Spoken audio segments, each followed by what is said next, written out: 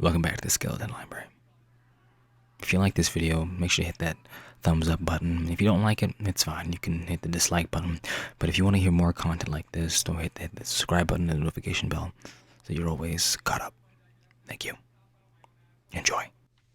5'7" and smoking hot. Fire. If you place her next to Scarlett Johansson, she would look like a goddess. A Latino goddess. A gift to all men to feast their eyes on. She is my high school queen that didn't even know that she's dating me yet. In fact, she doesn't even know who I am.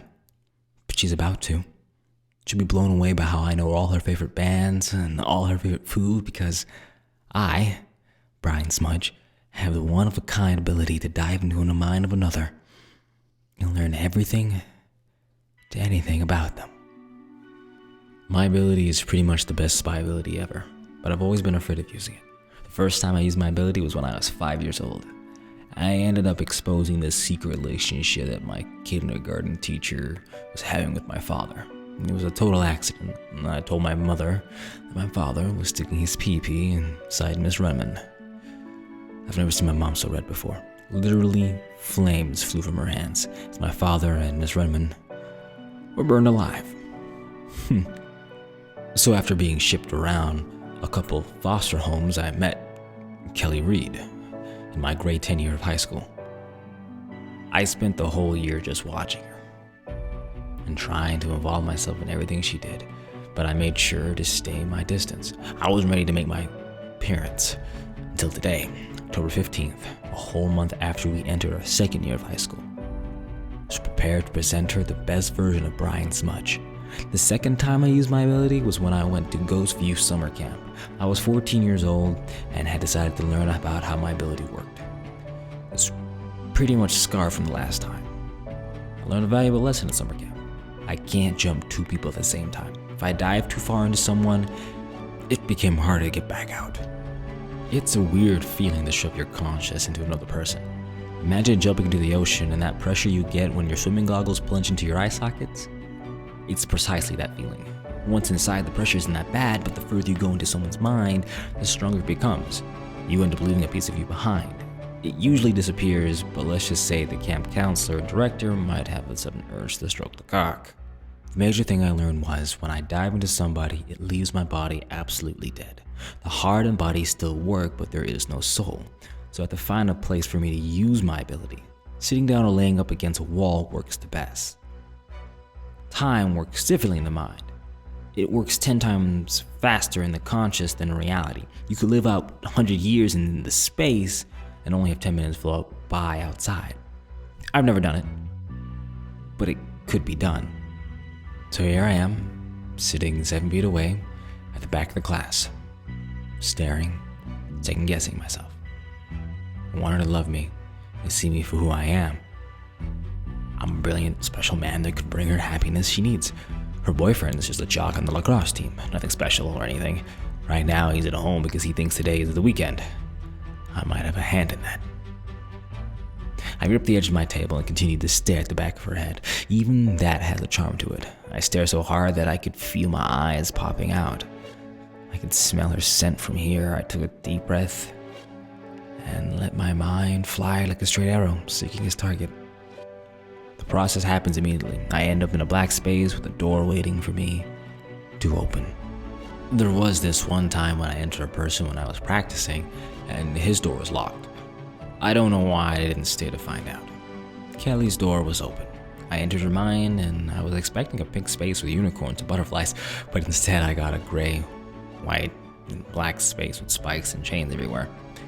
Very different than what I thought. I looked around this space and started to walk through it. Spheres of memories floated by. You have to be careful when you're inside, touching anything carelessly, and you're going to end up changing something you didn't want to. But I had a plan. I didn't care what she had for breakfast, or if she met the lead singer of Nickelback. I was looking for the memory that would tell me what she liked in a boy. I searched for the sphere that I needed until it floated by me. A memory of her with her girlfriends talking. Seemed promising.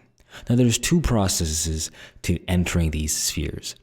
I could jump in, and once I do that, I have basically altered the memory. If I just put my head inside, I can view the memory like watching TV. Better to be safe than sorry. don't want to lose myself in here. Once inside, I could fully see the room and the area of the memory. I was taken to a sleepover. Her friends were sprawled out on her bed, room floor, blankets and cushions were placed all around the other girls. "Are guys the only thing you can talk about?" said Kelly, leaning back on her bed. She was wearing a long black tee and shorts. "I can talk about how you haven't asked me yet," said one of the girls. Just from the sound of the voice, I knew it was Clarissa Mint, a close friend of Kelly. Kelly sat up immediately, her face flushed. "I just haven't found the right moment." "If you keep waiting, girl, you'll be alone forever," said Bess Lincoln, the last girl of the trio. She sat at the edge of the bed. "I don't know much about Bess, but I do know that Clarissa can be very dangerous. Aside from having popular powers, she's also like a black belt in karate. I've seen the bottom of her shoe more times than I'd like to count. What about you, Bess? Did you ask Joey out?" "I did. Gave him no choice but to say yes." I felt a shiver down my spine. "What about you, Claire?" asked Kelly. "Me?" She was silent for a couple of seconds. I could see she was trying to think of an excuse. "None of the boys at the school have that charm that I'm looking for." "Ew, gross." "What, Bess? Was it something I said?" "I totally forgot that's what you're into." "Into what?" asked Kelly. I leaned in just a little. "It's not that important," said Clarissa. "She's into older men, especially Coach Ryan." "Really?" "Oh yeah," said Bess. "At least I have a type unlike Kelly here." "I have a type." "Oh really? Do tell," said both girls. I perked up my ears. "It's gotta be normal. Come on, Kelly, you gotta give us more than that." There was a silence. "No jocks, they gotta be caring.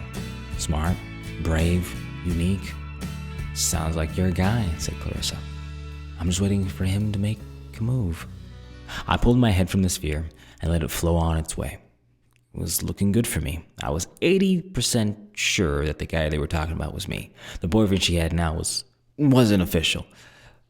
And he was a jock. Apparently he was always a jock, but was part of some type of painting club. I didn't really care to look into it, but I needed to be 100% certain. Then I saw it from the corner of my eye, just floating by without a care in the world. How dare it exist, I thought. I pulled the floating bastard close. It was a memory of Kelly and her jock wannabe.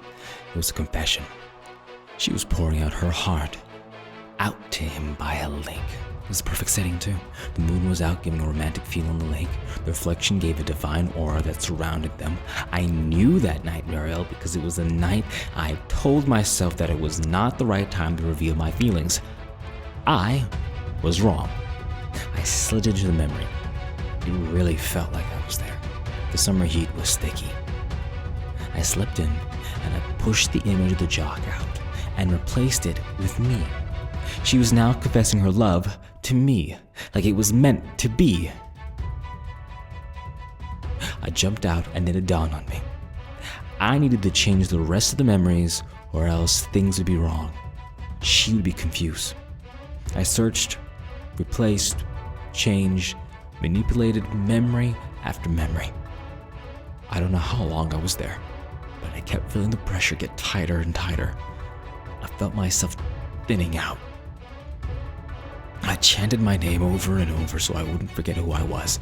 The longer I was there, the more it felt like someone was pulling at me, stretching at my subconscious like taffy stretched too far. A slitting pain in my mind. I searched for the exit, but only the memories surrounded me until I found the black door. All I needed to do was open it. After changing my memories, wait, my memories? Wait, that's not right. Yes, my memories. Yeah, why? Actually, what's going on? Hi, my name is Kelly Reed, and I have the unique ability to explore the very depths of my mind. I don't do it often, but whenever I need to remember something, I tend to search. Right now, I'm sitting in front of my biology class when I heard a thud from behind me. I don't know what happened, but my classmates are all huddling around a boy who's bleeding from the eyes. Some terrifying shit. What's even stranger is I think I know him. I believe we were dating. but I can't remember him. And when I try to, I start to cry. Why can't that girl who's been screaming this whole time just stop? It's hurting my head.